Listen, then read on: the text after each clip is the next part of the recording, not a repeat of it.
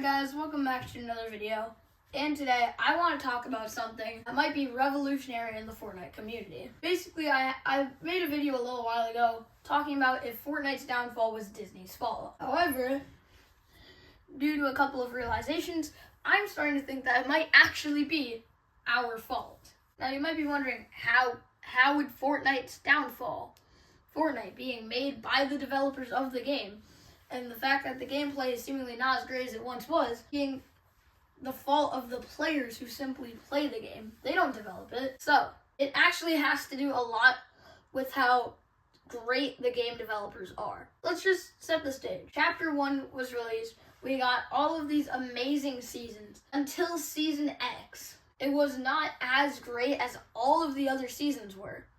And people were really mad. They called it the worst Fortnite season ever. Some people were saying it was worse than Season 1, even though it had way more content than Season 1 did. Even though Season X, looking back on it now, was actually a pretty good season. However, for the time, because of how high the standards were set for the seasons, just one that didn't quite meet the standard or had a unique twist to it was immediately considered a horrible season.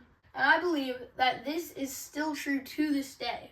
Chapter 2 and the beginning of Chapter 3 at least, had some incredible seasons. Which means that as soon as we got Chapter 5, people looked at it, and even though Chapter 5 is better than I think some people give it credit for, it's still not great. But Fortnite set our expectations way too high because of how great they were at developing some seasons earlier. And now, every time a new season released, we're like, oh, it's not as great as this best season ever was. It's not that great. And there have been some exceptions to this rule. However, most of the time, there's no excusable way saying that it isn't just because our expectations are too high. Now, is this theory of our expectation being the reason why Fortnite is quote-unquote having a downfall? Really, if we showed all these seasons and new things to someone who was playing in Chapter 1, they would lose their minds?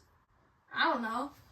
And I'll even admit, because of how great the live events were in most of Chapter 3, Chapter 2, and Chapter 1, that might be why I think me and so many other people are so critical of the live events we've gotten in Chapter 5. So overall, is the downfall of Fortnite our fault?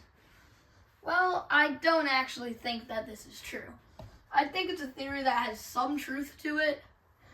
However, there's no way that our expectations were just too high to the point that we couldn't notice how good a season was, because some seasons were actually saying that they were good at the time.